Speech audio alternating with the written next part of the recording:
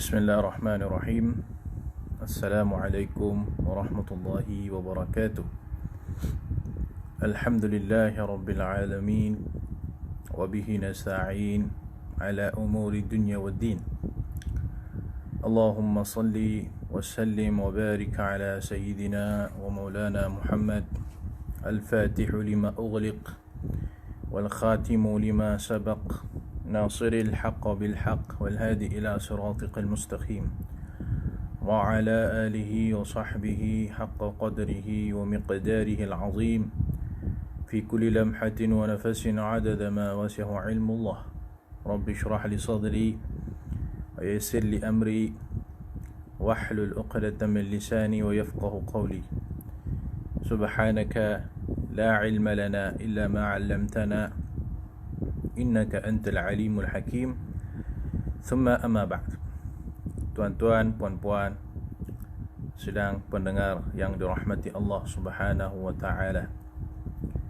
Alhamdulillah, kita bersyukur kepada Allah Subhanahu wa taala dengan izin dan rahmatnya pada pagi ini kita dapat bersama-sama di dalam satu majlis ilmu, di dalam satu perkongsian ilmiah yang dianjurkan oleh Jabatan Mufti Negeri Sembilan, iaitulah majlis ilmu kita membaca satu kitab yang bertajuk Fathul Mu'in binaqdi Kitabil Arba'in, yang sebentar lagi kita akan huraikan tentang kitab ini insya-Allah taala. Jadi tuan-tuan dan puan-puan, ini anjuran dalam mempelajari kitab ini itu satu perkara yang sangat bernas, kerana pertama sekali kitab yang kita nak bicarakan pada pagi ini tuan-tuan dan puan, ni kitab ni kan, kitab ni diterjemahkan oleh salah seorang penterjemah daripada Jabatan Mufti dan dicetak oleh Jabatan Mufti Kerajaan Negeri Sembilan Darul Khusus. Dan saya melihat ini adalah satu usaha yang cukup penting, yang cukup bagus, iaitu usaha menterjemahkan kitab ini dan disebarkan oleh satu badan yang sangat berautoriti, badan agama yang paling berautoriti di Negeri Sembilan. Jadi saya tengok penting, tuan-tuan dan puan-puan, penting penyebaran kitab ini. Kenapa saya kata penting sangat? Sebabnya adalah kita tidak banyak mempunyai rujukan-rujukan dalam bab perbincangan kitab ini. Kitab ini tuan-tuan dan puan-puan merupakan satu huraian tentang bagaimana seseorang Muslim perlu berinteraksi dengan hadis-hadis mutasyabihat, ataupun kita panggil hadis-hadis sifat. Hadis-hadis mutasyabihat ataupun hadis-hadis sifat yang memberi makna hadis-hadis yang mengandungi sifat-sifat Allah Subhanahu wa taala, yang juga dipanggil sebagai hadis mutasyabihat, iaitu hadis yang sama-sama maksudnya, yang kabur maknanya, yang tidak jelas makna hadis tersebut. Kenapa kita kata tidak jelas? Kerana hadis-hadis mutasyabihat ataupun hadis-hadis sifat ini secara zahirnya menetapkan sifat-sifat makhluk pada diri Allah Subhanahu wa taala. Menetapkan sifat-sifat yang secara zahirnya ianya tidak layak bagi Allah Subhanahu wa taala. Sebagai contoh, ada hadis Nabi sallallahu alaihi wasallam menyatakan, apabila tiba malam nisfu Syaban ataupun pada malam 1/3 malam, Allah akan turun daripada langit. Ini satu contoh lah, contoh hadis sifat. Maksudnya Allah Subhanahu wa taala turun daripada langit ke langit dunia. Maksudnya dia menyifatkan Allah taala itu sebagai turun. Maksudnya Allah itu turun.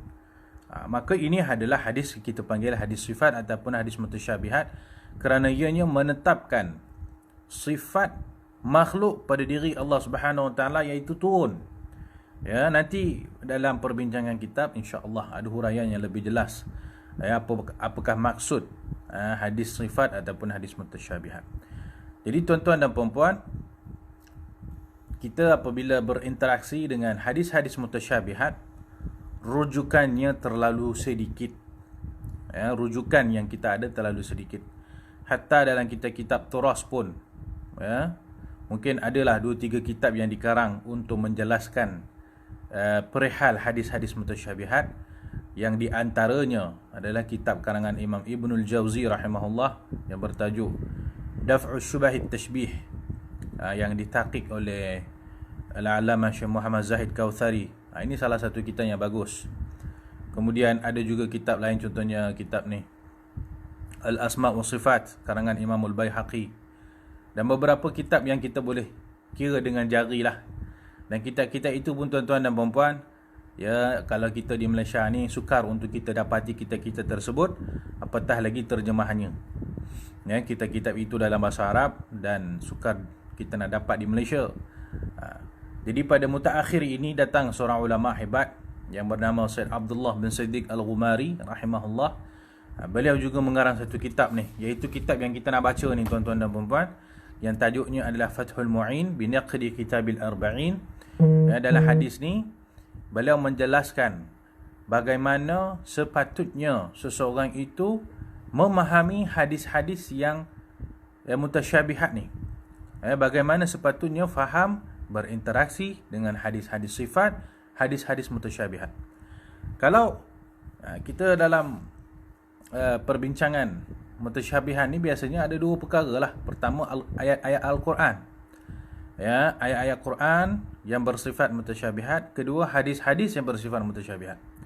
Kalau ayat Quran tu alhamdulillah mungkin banyaklah telah dihuraikan, dijelaskan, ditafsirkan oleh para mufassirin di dalam kitab-kitab tafsir mereka. Jadi kalau kita buka kitab-kitab tafsir, kita akan jumpa apakah cara para mufassirin memahami hadis-hadis mutasyabihat. Kita buka lah kitab, contohnya Mafatihul Ghaib Imam Ar-Razi ke, Durrul Mansur karangan Imam Suyuti ataupun Jalalain ke, ataupun kitab Tafsir Nasafi, Tafsir Al-Qurtubi. Semuanya bila kita buka, kita tengok ayat-ayat Quran yang mutasyabihat, kita mendapati mereka sepakat.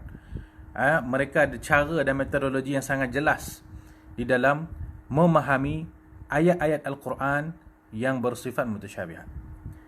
Tapi untuk hadis-hadis Nabi SAW yang mutasyabihat, hadis-hadis yang seperti yang kita sebut, yang tidak jelas maknanya, yang seolah-olah menyifatkan Allah Subhanahu Wa Taala dengan sifat makhluk.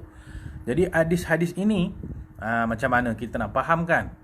Macam mana kita nak pegang dengan hadis-hadis ini? Nak tolak tak boleh sebab hadis-hadis sahih. Kalau kita nak amal pun susah. Sebab apa?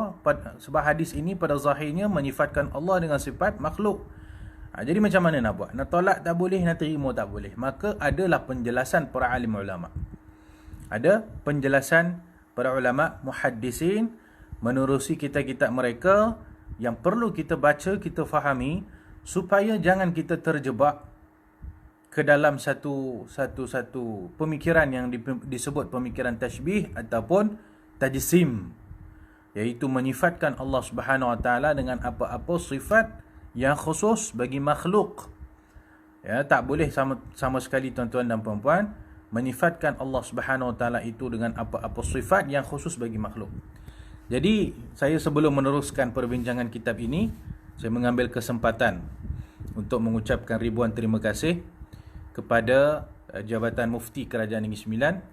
Kerana apa? Pertama, kerana menterjemah dan menyebarkan kitab yang sangat penting ini.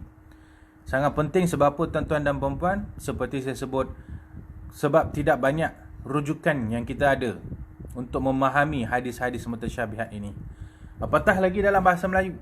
Saya rasa mungkin inilah antara kitab terjemahan bahasa Melayu yang mungkin saya kata satu-satunya yang ada sekarang. Kalau kat Malaysia, saya rasa inilah satu-satu, ataupun salah satu kitab lah. Ada juga buku-buku yang lain. Tapi antara kitab yang diterbitkan oleh badan yang berautoriti, seperti Jabatan Mufti, inilah ada satu-satunya kitab. Jadi sangat penting. Tahniah dan terima kasih kepada Jabatan Mufti Negeri Sembilan kerana usaha menyebarkan kitab-kitab yang sangat penting seperti ini. Kedua, terima kasih juga kerana memberi peluang untuk saya mengajar ataupun menyampaikan perkongsian seputar kitab ini. Ya, kitab ini pun tuan-tuan dan puan-puan, saya tengok ya mungkin sukar untuk setengah orang baca sendiri. Baca sendiri itu macam susah sikit. Sebab apa? Sebab ia mengandungi banyak istilah-istilah yang masya-Allah tabarakallah, istilah-istilah yang agak tinggi.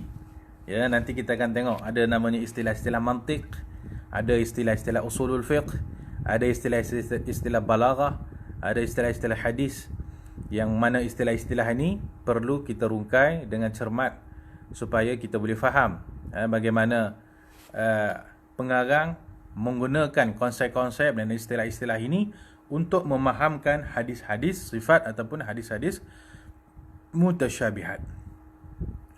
Jadi alhamdulillah ya, terima kasih kepada yang menjemput saya.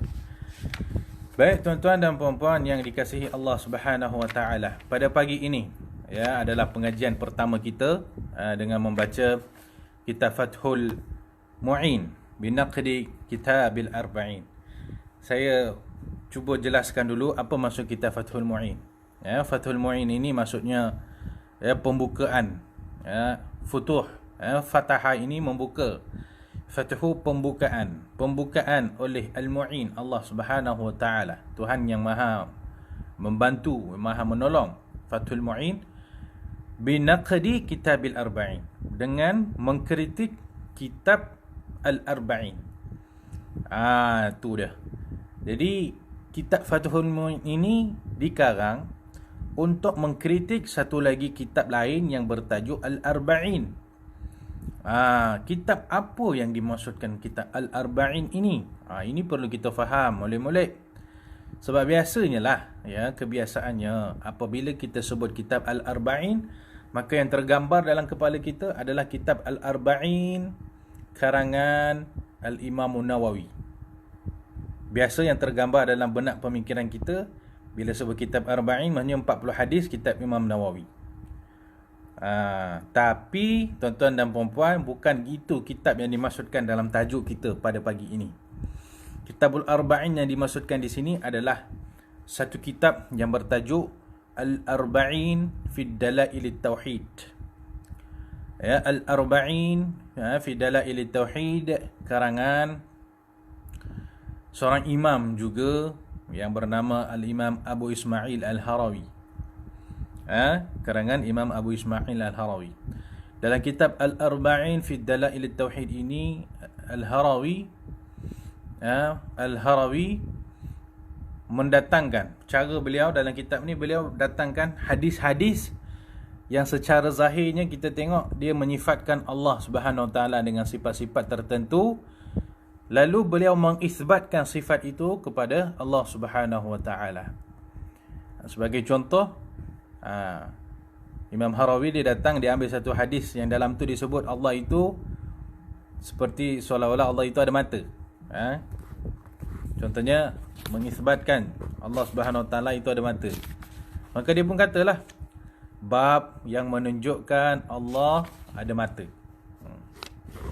Contohnya di sini ada bab yang menunjukkan bahawa Allah itu berada di langit. Contoh, ini beberapa hadis yang kita rasa ya. Tengok, bab menetapkan bentuk bagi Allah. Maksudnya Allah itu ada bentuk. Dalam kitab Arba'in fi Dalailit Tauhid, ini dia punya isunya. Inilah problemnya, di mana hadis-hadis itu didatangkan dan diletakkan pada satu bab, dan bab tu sendiri, tajuk bab tu sendiri adalah sangat bahaya. Sangat bahaya sebab apa? Sebab dia menetapkan sifat-sifat yang tidak layak bagi Allah Subhanahu Wa Taala. Tengok, bab menetapkan bentuk bagi Allah Subhanahu Wa Taala. Tuan-tuan dan puan-puan, boleh ke nak meletakkan bentuk bagi Allah? Allah itu ada bentuk sekian. Tak boleh. Sebab mempunyai bentuk itu adalah sifat khusus bagi makhluk Allah. Ya. Maka Allah Subhanahu Wa Taala tidak mempunyai sifat-sifat makhluk. Jadi bentuk, ada hadis yang seolah-olah menyatakan Allah itu ada bentuk. Ini bahaya. Jadi macam mana kita nak faham hadis yang seolah-olah Allah itu ada bentuk? Ada caranya kita nak faham. Nanti kita rungkai insya-Allah. Kemudian contohnya ada bab bab menetapkan mata bagi Allah. Ni tuan-tuan dan puan-puan, susah kita. Ya. Ada satu bab yang menyatakan Allah itu ada mata pula. Bab menetapkan dua tangan bagi Allah. Bab menetapkan apa lagi? Menetapkan jari bagi Allah. Ya. Bab menetapkan jari bagi Allah. Kemudian bab menetapkan banyaklah ya, banyak. Bab menetapkan kaki bagi Allah. Ya, Allah ada kaki, Allah ada tangan, Allah ada mata. Inilah yang berlaku dalam kitab yang kita sebutkan tadi, iaitu kitab Al-Arba'in fi Dalailit Tauhid. Dan perkara yang dilakukan oleh Imam Al-Harawi dalam kitab ini adalah perkara yang tidak persetujui oleh para ulama ahli sunnah wal jamaah. Ya, jadi ulama ahli sunnah wal jamaah tidak bersetuju dengan cara Imam Harawi, dengan cara golongan-golongan yang seperti beliau, berpemikiran seperti beliau, yang menetapkan sifat-sifat bagi Allah Subhanahu Wa Taala seperti sifat mata, tangan, kaki dan sebagainya. Maka para ulama mereka pun mengkritiklah Syekh ataupun Al-Imam Al-Harawi ini. Maka lahirlah kitab yang kita sedang bicarakan pada pagi ini, iaitu kitab Fathul Mu'in binaqdi Al-Arba'in. Binaqdi kitab Al-Arba'in. Al-Arba'in di sini maksudnya Al-Arba'in fi Dalailit Tauhid karangan Imam Al-Harawi. Ya, bukan kitab Al-Arba'in An-Nawawi yang biasa kita dengar, yang kita belajar di Sumaji Surau. Jadi tuan-tuan dan puan-puan jangan salah faham. Kalau salah faham dia jadi problem nanti kan. Ya. Jadi memandangkan apa yang dilakukan oleh Imam Harawi dalam kitab beliau Al-Arba'in fi Dalailit Tauhid ini satu perkara yang sangat bahaya daripada sudut ilmu tauhid dan akidah. Kerana menetapkan sifat-sifat makhluk yang tidak layak bagi Allah Subhanahu Wa Taala kepada Allah Subhanahu Wa Taala. Ya. Jadi itu tajuk kitab kita pada pagi inilah. Ya. Kitab ni bertajuk Fathul Mu'in. Dia dikarang untuk mengkritik dan menjelaskan apa dia perkara-perkara yang tersilap di dalam kitab Al-Arba'in fi naqd kitab Al-Arba'in fi Dalailit Tauhid kalangan Imam Al-Harawi. Tuan-tuan dan puan-puan, mungkinlah kalau kita sendirilah baca hadis-hadis tu, hadis-hadis yang menunjukkan Allah itu seolah-olah ada mata, ada tangan, ada kaki, ada bentuk, ada tempat, ada saiz, ada berat. Kan? Kalaulah kita sendiri yang baca hadis-hadis itu, kita pun pasti akan terfikir, macam mana ni? Hadis ni seperti Allah itu ada tangan, ada mata, ada tu, ada ni, apa semua. Macam mana kita nak faham hadis ni? Kita pun akan mungkin keliru untuk nak terima atau tidak terima. Nak terima hadis-hadis sahih. Macam mana tak kita tak terima hadis sahih? Nak terima, dalam itu ada pula perkara yang kita keliru, iaitu boleh atau tidak menganggap Allah itu ada anggota badan, ada tempat, ada berat, ada bentuk dan sebagainya. Jadi apa penyelesaiannya? Penyelesaiannya dalam kitab kita ni lah. Dalam kitab ni lah dia senaraikan hadis-hadis ini, lalu dihuraikan dengan huraian yang sangat ilmiah.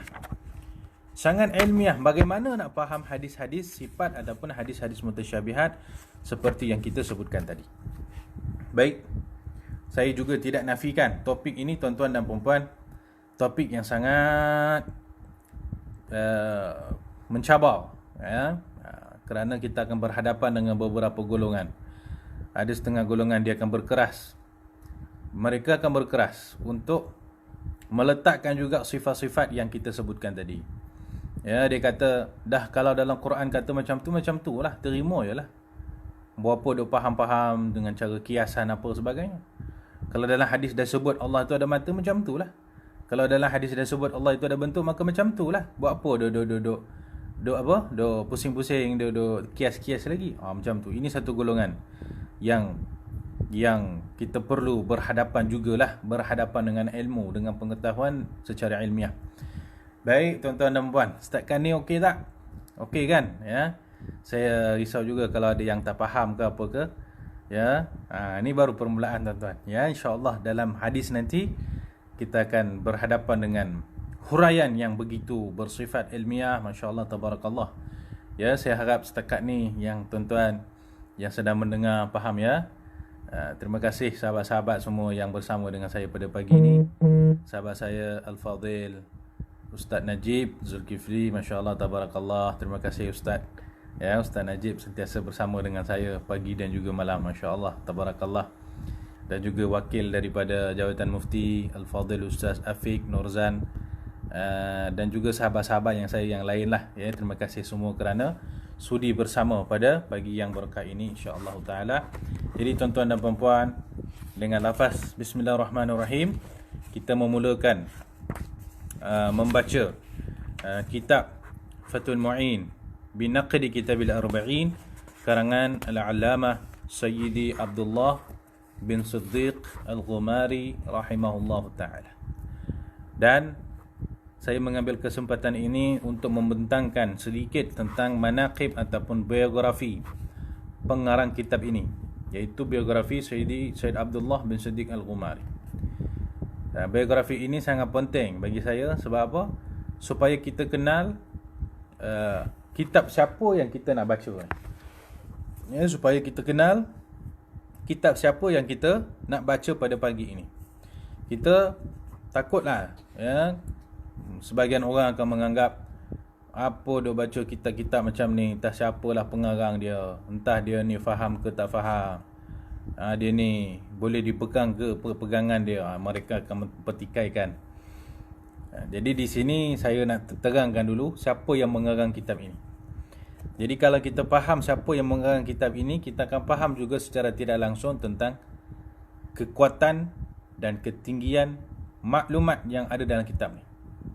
Ya, jadi baik, biografi pengarang biografi pengarang, nama beliau adalah Sayyid Abdullah bin Muhammad bin Siddiq Al-Ghumari rahimahullahu taala. Beliau berasal daripada Tangier, Morocco. Tangier ni maksudnya ia adalah sempadan bagi negara Morocco dengan negara Spain. Ya, bahasa Arab dipanggil Tonjah. Tonjah ni di bahasa orang putih dipanggil Tangier lah. Dia ni sempadan. Kita ni kalau pergi Tangier, daripada Tangier tu kita boleh nampak di seberang laut tu, kita boleh nampak dah daratan Spain. Ya, daratan Spain. Jadi beliau lahir dan membesar di Tangier. Keluarga beliau keluarga yang sangat hebat. Ya, ayah beliau adalah Sayyid Muhammad bin Siddiq Al-Ghumari, seorang ulama besar di Tonjah, seorang pemimpin tarekat yang sangat disegani dan sangat dihormati di Tangier ketika itu. Beliau mempunyai zawiyahnya tersendiri, iaitu Zawiyah As-Siddiqiyah di Tonjah tu.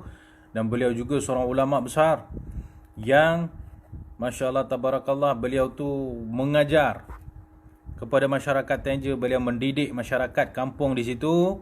Beliau mengajar macam-macam kitab, mengajar tafsir Quran, mengajar hadis, mengajar fiqh, mengajar usul fiqh, mengajar tasawuf, sehingga orang di sana bila sebut Sayyidi Muhammad bin Siddiq semuanya akan hormat, sebab mereka kenal Sayyidi Muhammad bin Siddiq ini seorang ulama yang betul-betul hebat, bukan setakat alim mempunyai ilmu yang seumpama laut, tetapi beliau adalah seorang ulama yang beramal.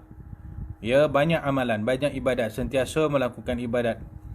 Jadi ilmu dan amal menyebabkan beliau ini sangat dikenali dan sangat dihormati oleh orang-orang di kampung Tonjah tu. Ya, beliau ada anak-anak seramai 7 orang. Anak-anak beliau seramai 7 orang. Yang bagusnya apa tuan-tuan dan puan-puan? Anak-anak beliau seramai 7 orang ni semuanya jadi alim ulama. Alim ulama, bukan alim ulama kecil-kecil, alim ulama yang betul-betul hebat. Bermula dengan Sayyid Ahmad bin Siddiq Al-Ghumari, anak pertama kepada Sayyidi Muhammad ya. Anak pertama beliau Sayyid Ahmad Al-Ghumari. Ahmad Ghumari ni tuan-tuan dan puan-puan, bak kata guru saya, tak ada orang yang sealim dia dalam bidang hadis pada abad ni. Itu Ahmad Al-Ghumari. Yang kedua ni, pengarang kitab yang kita tengah baca ni, Abdullah Al-Ghumari. Seorang ulama yang layak dipanggil sebagai Al-Mawsu'i, ya, seorang yang layak dipanggil ensiklopedia. Ya, seorang ulama yang layak dipanggil sebagai ensiklopedia. Sebab apa tuan-tuan dan puan?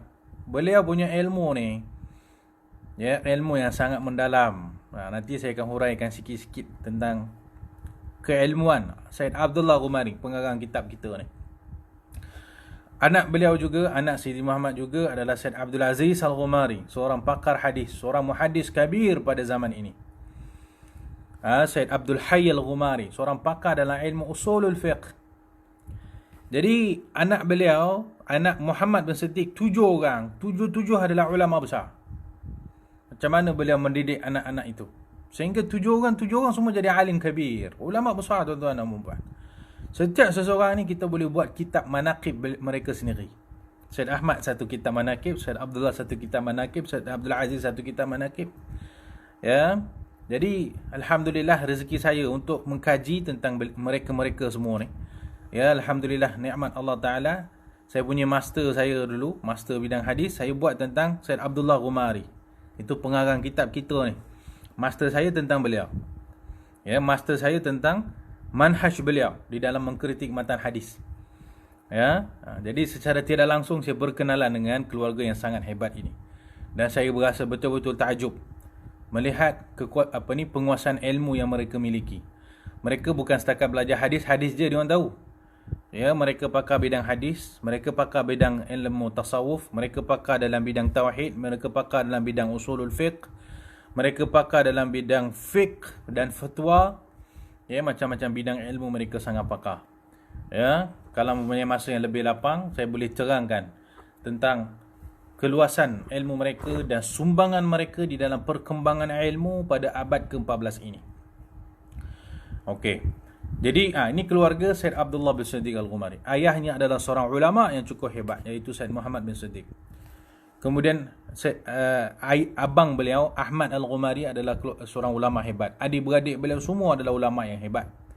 Ya, okey. Dan mereka ini secara keturunannya adalah berasal daripada keturunan Sayyidina Al-Hasan. Mereka ini golongan Ahlul Bait Asy-Syarif yang berasal daripada keturunan Sayyidina Hasan. Kerana di Morocco ni, tuan-tuan dan puan-puan, negara Morocco ni satu negara yang begitu ramai Ahlul Bait yang berketurunan Sayyidina Hasan di sana. Kerana apa? Kerana anak-anak dan cucu-cucu Sayyidina Hasan, mereka meninggalkan kota Madinah, lalu mereka berpindah ke Morocco. Dan mereka inilah yang membuka negara Morocco pada zaman dulu. Jadi keturunan mereka itu semuanya lahir di Morocco. Jadi di Morocco ni keturunan Sayyidina Hasan tu banyak sangat. Ya, ramai keturunan Sayyidina Hasan di negara Morocco. Dan keluarga Al-Ghumari ni juga adalah keturunan Sayyidina Hasan. Baik, beliau apabila dilahirkan dalam keluarga yang sangat hebat ni, tuan-tuan dan puan-puan, mereka masya-Allah tabarakallah, Said Abdullah pun membesar dengan suasana ilmu, suasana ibadat, suasana amal. Ya, membesar di Zawiyah As-Siddiqiyah. Zawiyah ni apa, tuan-tuan dan puan-puan? Zawiyah ni tempat pengamalan tarikat. Kalau kita pergi Mesir, kita pergi Morocco, kita pergi Tunisia, kita pergi negara-negara Arab ni, dia akan sebut Zawiyah. Zawiyah Syazuliyah, Zawiyah Naqsyabandiyah, Zawiyah Rifa'iyah, Zawiyah Ahmadiyah. Zawiyah ni pusat pengamalan tarikat-tarikat tertentu. Ini dipanggil Zawiyah. Jadi Said Abdullah membesar di Zawiyah, iaitu membesar di tempat yang orang sentiasa buat ibadat. Beliau membesar di tempat yang penuh dengan majlis-majlis ilmu, dengan majlis zikir, dengan majlis salawat.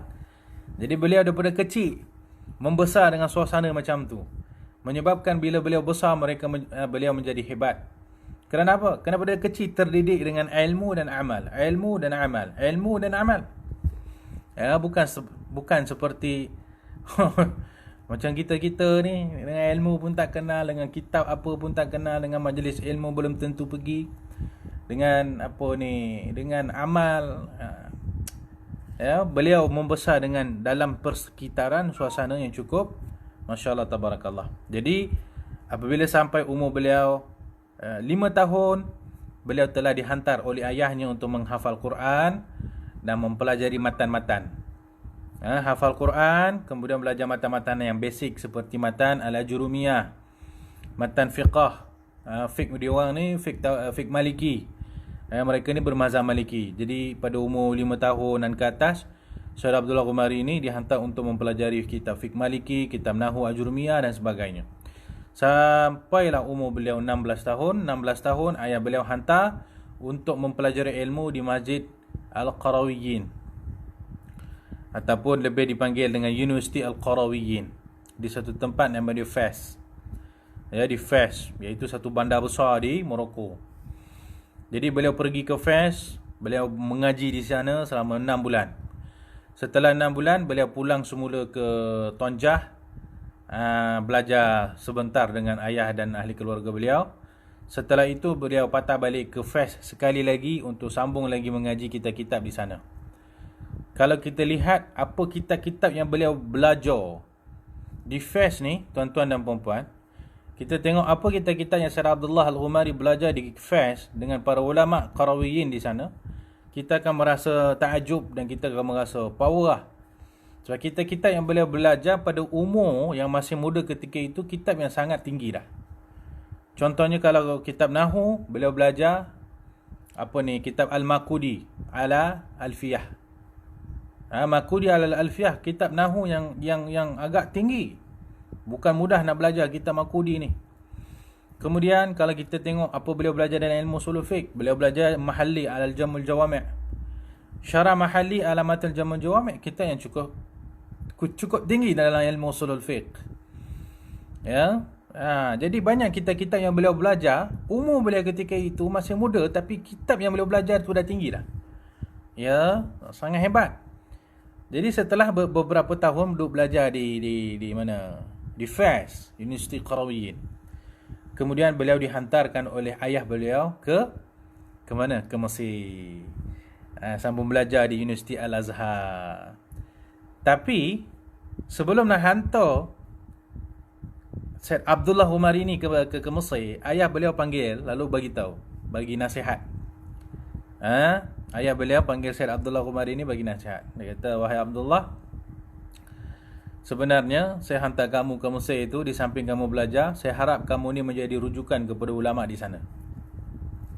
Cuba fikir sama-sama tuan-tuan. Umur beliau masa nak pergi Mesir itu baru 20-21 tahun. Umur beliau ketika nak pergi Mesir masa tu baru 20 atau 21 tahun. Ketika usia yang macam tu, ayah beliau mendoakan, dia kata, "Saya harap bila kamu pergi Mesir nanti, kamu akan menjadi rujukan untuk ulama di Mesir." Macam mana seorang yang masih muda, umur baru 20 tahun, 21 tahun, ayah dia kata, "Saya harap kamu menjadi rujukan untuk ulama." Bukan rujukan untuk student. Bukan rujukan untuk penuntut ilmu. No. Bukan rujukan untuk orang biasa-biasa. Tak. Rujukan untuk ulama di Mesir. Itu doa tuan-tuan dan puan-puan daripada seorang ayah. Maka Syekh Abdullah pun pergi Mesir. Sampai di Mesir beliau belajar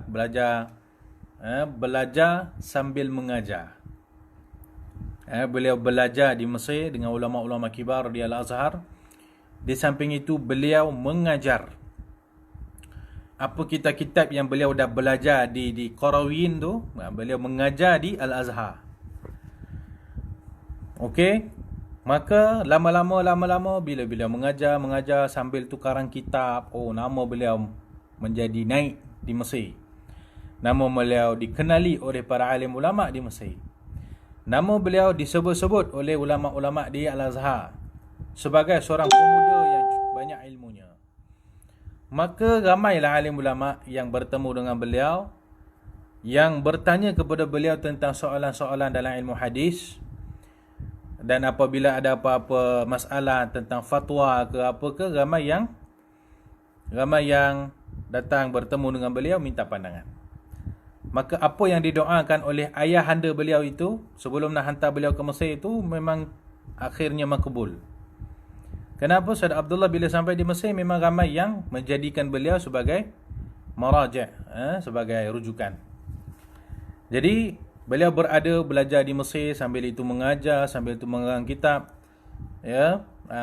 Pada satu tempoh yang cukup lama, berpuluh tahun kalau tak silap saya dekat 15 ke 20 tahun. Setelah itu barulah beliau pulang semula ke Tonjah. Bila pulang ke Tonjah itu sebagai seorang ulama cukup hebat. Tuan-tuan dan puan-puan yang dikasihi Allah Subhanahu Wa Taala, Beliau ini seorang ulama yang cukup hebat. Saya bawa beberapa tentang buktinya. Salah satu bukti menunjukkan kehebatan beliau, beliau mengarang satu kitab Nahwu. Ya, beliau mengarang satu kitab Nahwu. Di mukadimah kitab Nahwu tu beliau kata, saya bila nak mengarang kitab Nahwu ni, saya merujuk dekat 20 kitab Nahwu yang tebal-tebal, yang besar-besar yang lain. Ya, kalau kita pernah dengar ada namanya syuruh kepada Alfiyah, Ibnu Aqil apa semua. Kemudian ada hawashi kepada Alfiyah, matan Alfiyah dalam ilmu Nahwu. Jadi Syed Abdullah kata, aku membaca dekat 20 kitab-kitab syuruh dan hawashi atas matan Alfiyah ini untuk mengarang satu kitab Nahwu yang dia karang tu.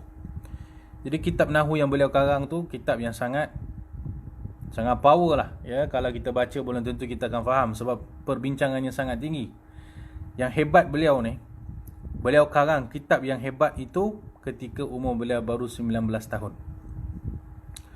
Maksudnya pada umur 19 tahun, beliau dah mampu untuk buka 20 kitab Nahwu untuk mengarang satu kitab Nahwu.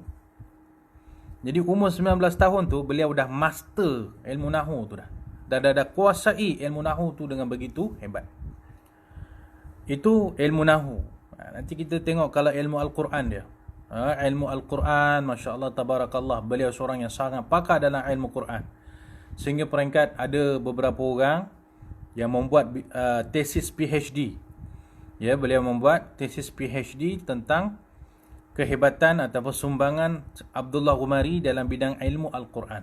Sampai orang boleh buat tesis PhD. Kajian, ya, mereka mengkaji macam mana Syed Abdullah punya ilmu dalam bidang Quran. Kemudian Syed Abdullah juga sangat hebat dalam ilmu usul fiqh. Sangat mantap, sangat hebat dalam ilmu usulul fiqh. Ya, kalau kita tengok macam mana beliau istinbat hukum, macam mana beliau mengulas isu-isu yang berbangkit tentang ilmu usulul fiqh, ya, sangat hebat tuan-tuan dan puan-puan. Kemudian Syed Abdullah juga adalah seorang yang sangat pakar dalam bidang hadis. Alhamdulillah, macam saya sebut tadi, saya diberi peluang oleh Allah Subhanahu Wa Taala untuk saya buat tesis master saya ni pasal kehebatan Syed Abdullah Ghumari dalam ilmu hadis. Jadi secara ringkas saya nak bagi tahu, pengarang kitab yang karang kitab ni adalah seorang yang sangat hebat ilmunya. Daripada semua jenis ilmu, ilmu Qurannya hebat, ilmu hadisnya hebat, ilmu usul fiqhnya hebat, ilmu nahwunya hebat, ilmu tauhidnya hebat, ilmu tasawufnya hebat, semuanya hebat belaka. Maka tuan-tuan dan puan-puan, dengan kehebatan ilmu yang luas ini, beliau mengarang kitab yang terlalu banyak. Kitab yang beliau karang adalah lebih daripada 100 jenis kitab dalam semua lapangan ilmu.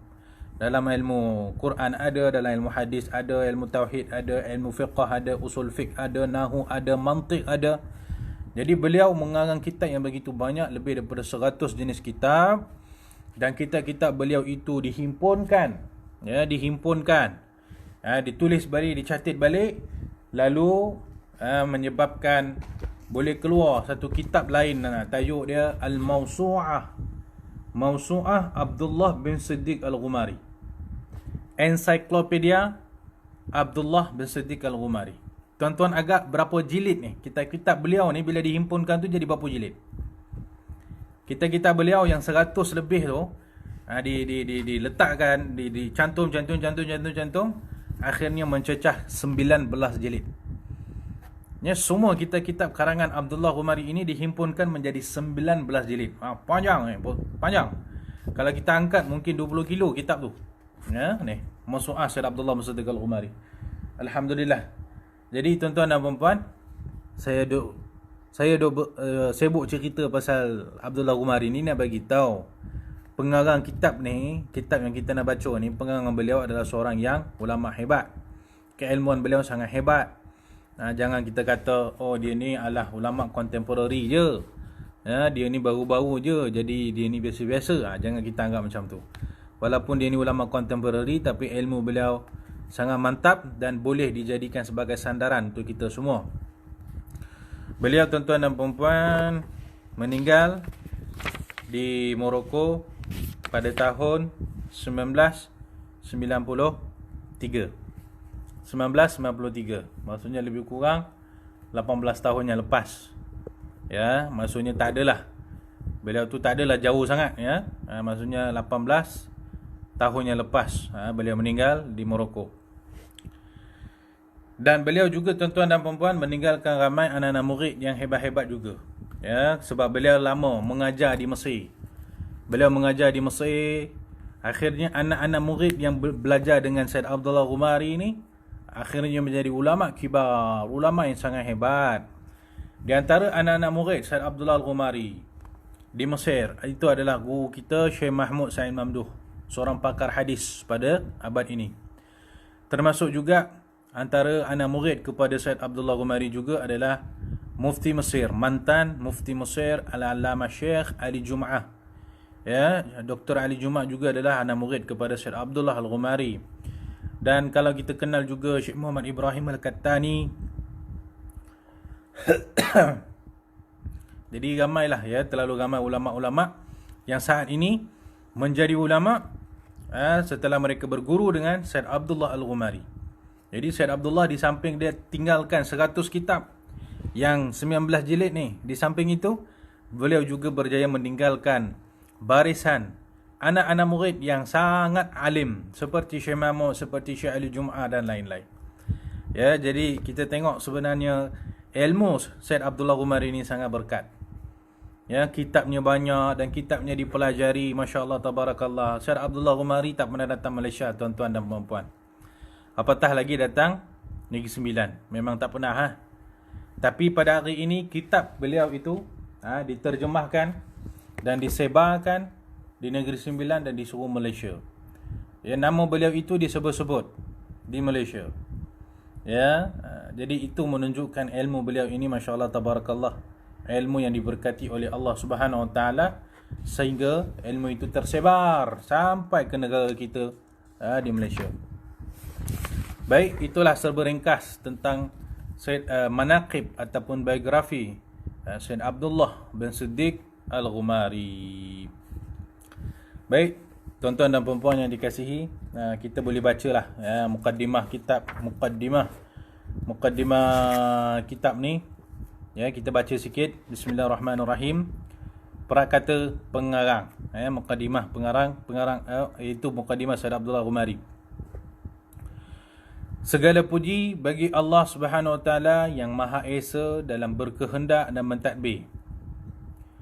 Dia yang Maha Suci daripada penyerupaan, perbandingan dan perumpamaan. Tiada suatu pun yang menyerupai dengan zatnya, sifat-sifatnya dan pentadbirannya. Dan dialah yang Maha mendengar lagi Maha melihat. Bagi Allah Subhanahu Wa Taala nama-nama yang mulia dan sifat-sifat yang agung. Dan dialah yang Maha Agung. Dia mengetahui mata-mata yang jahat dan apa yang disembunyi dalam hati-hati makhluknya. Salawat dan salam ke atas junjungan besar Nabi Muhammad sallallahu alaihi wa ala alihi wasallam yang telah membawa berita gembira, peringatan dan cahaya yang menerangi jalan hidayah. Salawat dan salam juga ke atas ahli keluarga baginda sallallahu alaihi wa ala alihi wasallam yang mulia, serta para sahabat dan tabi'in yang diredai oleh Allah Subhanahu Wa Taala.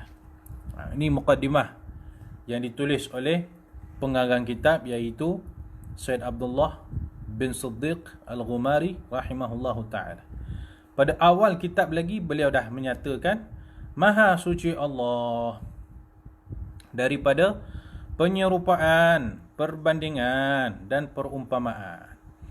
Maksudnya Allah Subhanahu Wa Taala itu adalah suci daripada sebarang bentuk penyerupaan. Tak boleh Allah Subhanahu Wa Taala itu diserupakan dengan apa-apa pun. Tidak boleh sama sekali sesuatu apa pun diserupakan dengan Allah Subhanahu Wa Taala. Allah tak boleh sama rupa dengan sesuatu pun. Allah tak boleh sama dengan sesuatu pun. Sebab tu kita kata tadi, ya, Allah Subhanahu Wa Taala tak boleh dikatakan ada sifat-sifat yang khusus untuk makhluk. Kalau makhluk ada tangan, maka tak boleh kita kata Allah itu juga ada tangan. Tak boleh. Kalau makhluk itu ada bentuk badan, tak boleh kata Allah itu adalah ada bentuk badan. Tak boleh. Kalau makhluk itu ada mata, tak boleh kata Allah itu ada mata. Sebab apa? Sebab Allah itu tidak boleh diserupakan dengan makhluk. tuan-tuan dan puan-puan yang dikasihi Allah Subhanahu Wa Taala, setiap hari kita membaca Subhanallah, Subhanallah, Subhanallah. Dalam salat kita membaca Subhana Rabbiyal Azim wa bihamdih. Dalam sujud kita akan membaca Subhana Rabbiyal A'la wa bihamdih. Lepas sembahyang kita akan baca Subhanallah, Subhanallah, Subhanallah 33 kali. Saya nak tanya, apa maksud Subhanallah ni? Subhanallah yang kita duk baca daripada pagi sampai malam. Daripada kita kecil, umur 5 tahun, kita diajarkan membaca Subhanallah. Sampai umur kita mungkin dah 40 tahun. Bertahun-tahun kita dah baca Subhanallah. Apakah maksud Subhanallah? Oh, Ustaz, saya tahu Ustaz. Senang je soalan Ustaz ni. Subhanallah maksudnya Maha Suci Allah. Okay, fine, betul. Maha Suci Allah itu daripada apa? Suci daripada apa? Allah itu Maha Suci daripada apa? Ni soalan ni. Allah itu Maha Suci daripada apa? Allah itu Maha Suci, tuan-tuan. Subhanallah, Allah itu Maha Suci daripada sebarang jenis kekurangan, daripada sebarang jenis penyerupaan, daripada sebarang jenis perumpamaan dan juga perbandingan. Allah itu tidak boleh sama sekali memiliki apa-apa pun sifat yang kurang. Sifat kekurangan tak boleh. Allah itu Maha Suci daripada segala sifat-sifat kekurangan. Ini kita kena faham. Ini adalah dasar yang paling utama dalam ilmu tauhid, iaitu menyucikan Allah Subhanahu Wa Taala daripada segala jenis sifat kurang dan lemah. Kalau orang mengaji bertahun-tahun dah belajar mengaji ilmu tauhid, ilmu akidah, tetapi beliau masih tak faham apakah maksud Subhanallah, masih tak faham apakah maksud menyucikan Allah daripada kekurangan dan kelemahan, maka dia sebenarnya tak faham apa-apa pun lagi daripada ilmu tauhid. Ya. Jadi pertama sekali dalam ilmu tauhid, hendaklah kita menafikan apa-apa sifat kurang dan lemah daripada Allah. Kita hendaklah menyucikan Allah daripada sebarang sifat kurang dan sifat lemah. Jadi setelah kita bersihkan Allah daripada sifat lemah dan kurang, kita kata Allah Subhanahu Wa Taala suci dan bersih daripada sebarang sifat kurang dan lemah, maka apakah sifat yang bagi Allah? Allah tak ada sifat kurang dan lemah. Dan kalau macam tu, sifat Allah tu macam mana? Apa sifat Allah? Barulah kita akan mengucapkan Alhamdulillah. Segala puji-pujian itu bagi Allah. Maksudnya segala sifat terpuji itu bagi Allah. Pertama, kita kena menafikan segala sifat yang kurang dan lemah itu daripada Allah. Menafikan, sucikan Allah. Ya, kita akan sucikan Allah daripada sebarang sifat-sifat kurang dan lemah. Setelah itu, kita menyatakan Alhamdulillah, segala sifat-sifat terpuji itu bagi Allah. Ya, segala sifat-sifat yang mulia itu bagi Allah. Jadi Allah itu tidak memiliki sebarang sifat-sifat yang kurang, dan Allah itu memiliki semua sifat-sifat yang mulia, yang terpuji. Maka dialah yang layak digelar sebagai Allahu Akbar. Allah yang memiliki sifat yang paling terpuji, dan Allah yang baik, yang suci daripada sifat-sifat kurang dan lemah, maka dia itu Allahu Akbar. Ya, Allahu Akbar, Tuhan yang maha besar. Tuhan yang maha besar. Ya, maka yang memiliki Subhanallah, Alhamdulillah, Allahu Akbar, barulah kita boleh faham maksud La ilaha illallah. Semua empat-empat ni adalah satu flow, tuan-tuan dan puan-puan. Satu flow yang sangat cantik. Bermula dengan Subhanallah, bersihkan, sucikan Allah daripada kurang dan juga lemah. Kemudian Alhamdulillah, sifatkan Allah dengan segala sifat-sifat terpuji yang mulia, yang agung. Dengan gabungan dua inilah Allahu Akbar, Tuhan, Allah adalah Tuhan yang maha besar. Maka dengan gabungan tiga inilah kita akan faham La ilaha illallah, yang merupakan teras dan induk di dalam iman kita dan juga takwa kita kepada Allah Subhanahu Wa Taala. Justru tuan-tuan dan puan-puan, kita sangat perlu untuk memahami, ya, Allah itu tak boleh kita letakkan pada diri Allah itu apa-apa pun sifat yang kurang dan lemah, tak boleh. Ya, Masya Allah, Tabarakallah. Sebab tu dalam muqaddimah pun Syed Abdullah Umari ini dah sebut dah. Dia yang maha suci daripada penyerupaan. Tak boleh nak serupakan Allah dengan sesuatu pun tak boleh. Kita nak kata Allah itu serupa dengan macam ni, tak boleh. Maha suci Allah daripada perbandingan. Tak boleh nak bandingkan Allah dengan sesuatu yang lain. Allah macam ni, oh ni macam ni. Dia duk banding-banding ni. Sebab apa tuan-tuan dan puan-puan? Sebab bila kita nak banding sesuatu dengan sesuatu yang lain, kita nak banding A dengan B, perbandingan itu boleh berlaku hanya sekiranya A dengan B itu adalah sama-sama ada mempunyai persamaan daripada beberapa sudut. Kerana ada persamaan daripada beberapa sudut, maka boleh kita membuat perbandingan. Contohnya macam mana? Contohnya siapa? Contohnya Ustaz Tariq. Contohnya kan, saya ni Ustaz Tariq ni, contoh je. Ustaz Tariq ni lebih handsome daripada Ustaz Najib, contoh. Maka perbandingan di antara Ustaz Tariq dengan Ustaz Najib, boleh kita buat perbandingan. Sebab apa? Sebab saya pun manusia, Ustaz Najib pun manusia. Sama-sama manusia, sama-sama ada muka. Mungkin sama-sama handsome, tapi seorang lagi handsome daripada yang lain. Jadi adanya persamaan di antara dua ni, maka boleh kita buat perbandingan. Tapi Allah dengan makhluk, kita nak bandingkan daripada sudut mana? Persamaan apa di antara Allah dengan makhluk? Allah tu sama ke dengan makhluk? Boleh ke kita nak samakan Allah dengan makhluk sampai kita boleh membuat perbandingan? Tu dia. Jadi bila nak buat perbandingan Allah dengan makhluk ini, tak boleh, tak jadi perbandingan tu. Tak boleh buat perbandingan. Nak buat perbandingan adalah dua perkara yang setara. A macam ni, B macam ni, maka boleh buat banding. Oh, ni lebih sikit, ni kurang sikit. Ni. Tu. Adakah Allah itu sama dengan sesuatu yang lain sampai layak dibandingkan? Allah sama dengan makhluk ke sampai kita nak banding-banding di antara Allah dengan makhluk? Tak boleh, tak jadi. Jadi tak boleh nak samakan Allah dengan makhluk, maka tak bolehlah membuat perbandingan Allah dengan makhluk. Baik tuan-tuan dan puan-puan.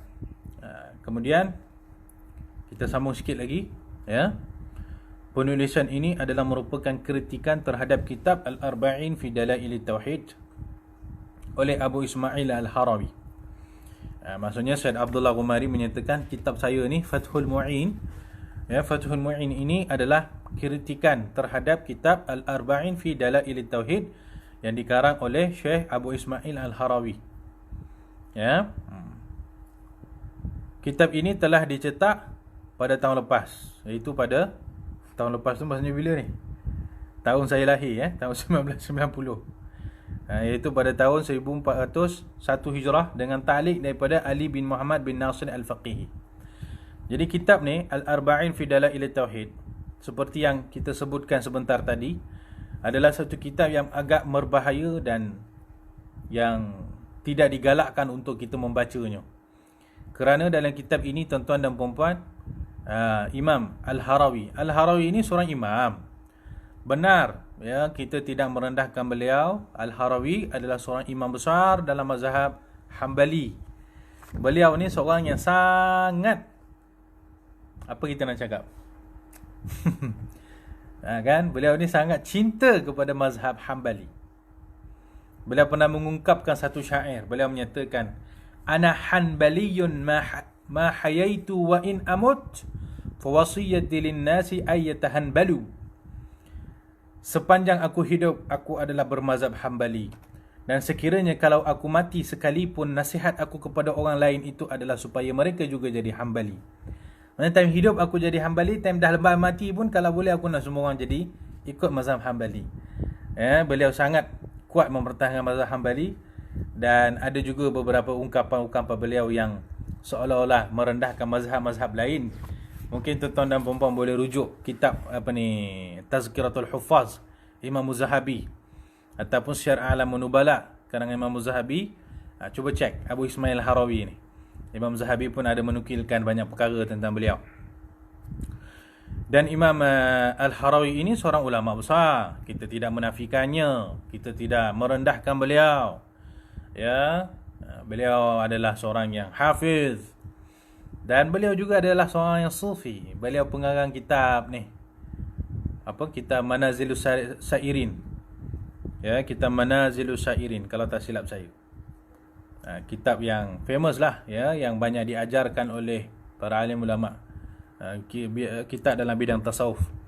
Jadi beliau walaupun seorang ulama yang hebat, tapi pegangan beliau di dalam ilmu tauhid, dalam ilmu akidah, perlu kita berhati-hati kerana beliau adalah golongan yang mengisbatkan sifat. Beliau adalah golongan yang menyatakan Allah itu ada mata, Allah itu ada tangan, Allah itu ada kaki, Allah itu ada bentuk dan sebagainya. Tadi kita dah bacakan beberapa contoh bab dalam kitab-kitab beliau ni. Contohnya bab dalam kitab beliau, saya bacakan balik, mungkin tadi ada yang tak ada kan. Contohnya dalam kitab beliau tu, dalam kitab Al-Arba'in fi Dalail Tauhid ni, ada bab contohnya apa? Contohnya ni. Bab dalil yang menunjukkan bahawa Allah itu ada di langit. Beliau mendatangkan dalil-dalil menunjukkan Allah itu bertempat. Allah itu ada tempat. Tempat Allah itu kan langit. Bab menunjukkan, banyak bab-bab ni. Bab menetapkan had batasan bagi Allah. Bab menetapkan had batasan bagi Allah. Jadi dalam kitab Arba'in fi Dalail Tauhid ni, ada satu bab yang dia kata Allah itu ada batasan, ada had. Allah itu ada bentuk. Ni, bab menetapkan bentuk bagi Allah. Allah itu ada bentuk. Allah itu ada bentuk besar, kecil, panjang, lebar, ada bentuknya. Bab menetapkan mata bagi Allah. Allah itu ada mata pula. Bab menetapkan dua tangan bagi Allah. Allah itu ada dua tangan. Allah itu ada dua tangan pula. Bab menetapkan jari bagi Allah. Bab menetapkan tangan bagi Allah. Wah, ni problem ni tuan-tuan dan puan-puan. Maksudnya menetapkan anggota badan bagi Allah, menetapkan Allah itu ada bentuk, menetapkan Allah itu ada had batasan. Oh, ini parah. Ini yang ada dalam kitab Al-Arba'in fi Dalail Tauhid karangan Syekh Al-Imam Al-Harawi. Dan inilah sebab yang membuatkan Said Abdullah Ghumari mengkritik kitab ini. Beliau menjelaskan semula bahawa hadis-hadis yang ada dalam kitab Arba'in Dalail Tauhid bukan macam tu cara nak fahamnya. Jangan kata hadis tu ada sebut mata, terus kita kata Allah itu ada mata. Janganlah kata hadis tu ada sebut pasal tangan, terus kita kata Allah itu ada tangan. Janganlah kata hadis itu seolah-olah menunjukkan Allah itu ada bentuk, terus kita kata oh Allah itu ada bentuk. Oh, bukan macam tu. Bukan sesenang begitu kita nak fahamkan hadis-hadis ini. Hadis-hadis itu tuan-tuan dan puan-puan perlu dipahami dengan lebih terperinci daripada sudut balaghahnya.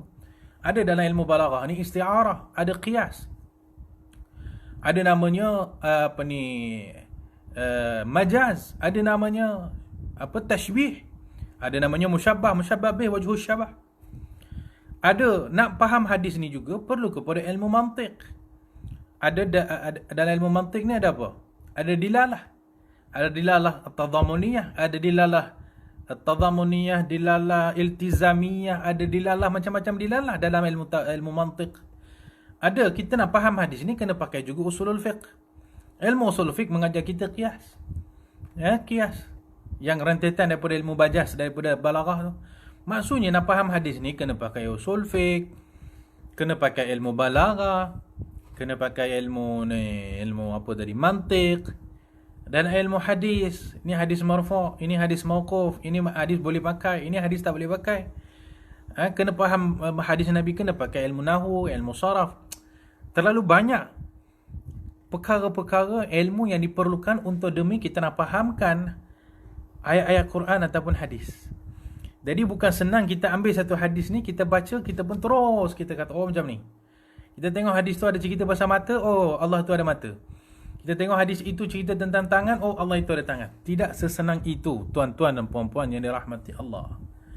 Ya, sebab tu juga penting bagi kita belajar kitab ni untuk kita tengok macam manalah para alim ulama, para muhaddisin zaman dulu mereka memahami hadis-hadis ini. Ya, jadi walaupun kitab ni ialah kitab kritikan kepada kitab yang lain. Tapi yang kita nak ambil daripada kitab ni tu bukan kritikan tu semata-mata. Kita nak ambil huraian dan juga penjelasan daripada kitab ini tentang bagaimanakah tata cara kita nak memahami hadis-hadis sifat ataupun hadis-hadis mutasyabihat. Kemudian Syekh Abdullah Al-Ghumari menyatakan, walaupun Abu Ismail Al-Harawi adalah seorang al-hafiz dalam ilmu hadis, namun beliau lemah dalam bahasa Arab dan kaedah-kaedah pendalilan, iaitu al-istidlal. Al-istidlal ni lebih kepada ilmu usulul fiqh lah. Seperti yang akan kita lihat dalam kritikanku terhadap beliau dalam penulisanku ini. Baik tuan-tuan dan puan-puan, selesai kita pada pagi ini membaca muqaddimah. Ya, membaca muqaddimah. Alhamdulillah. InsyaAllah pada minggu hadapan kita akan membaca pendahuluan dan kita akan mempelajari beberapa hadis dalam kitab ni lah. Ya, insya-Allah kita sama-sama berdoa supaya kita diberi peluang dan kesempatan oleh Allah Subhanahu Wa Taala untuk bertemu pada minggu hadapan insya-Allah taala, dan kita juga berdoa semoga perkongsian majlis ilmu kita pada pagi ini membawa sedikit manfaat untuk diri kita semua, manfaat ilmu, manfaat pengetahuan insya-Allah taala. Kalau tak banyak sikit pun jadilah tuan-tuan dan puan-puan. Hari ini hanyalah muqaddimah, ya, kata-kata haluan muqaddimah dan sebagainya. Jadi tak adalah apa-apa yang agak detail ataupun agak terperinci sangat, ya, perkara yang basic-basic saja. Jadi saya harap kita tidak terhalang daripada kepahamannya, ya. InsyaAllah ta'ala semoga ada rezeki kita bertemu pada minggu hadapan. Jadi kita tutup dengan doa. Bismillahirrahmanirrahim. Alhamdulillahirrabbilalamin. Allahumma anfa'na bima 'allamtana wa 'allimna bima yanfa'una wa zidna 'ilman wa 'amalan ya arhamar rahimin. Allahumma ati nufusana taqwaha wa zakkiha anta khairu man zakkaha anta waliyuha wa maulaha. Allahumma nawwir qulubana bi nuri hidayatik kama nawwartal arda bi nuri syamsika ya arhamar rahimin. Wa sallallahu sallama ala sayyidina Muhammad wa ala alihi wa sahbihi ajma'in. Subhana rabbika rabbil izzati amma yasifun wa salamun ala al-mursalin walhamdulillahi rabbil alamin. Terima kasih tuan-tuan puan-puan yang sudi mendengar. InsyaAllah bertemu pada minggu depan. Assalamualaikum warahmatullahi wabarakatuh.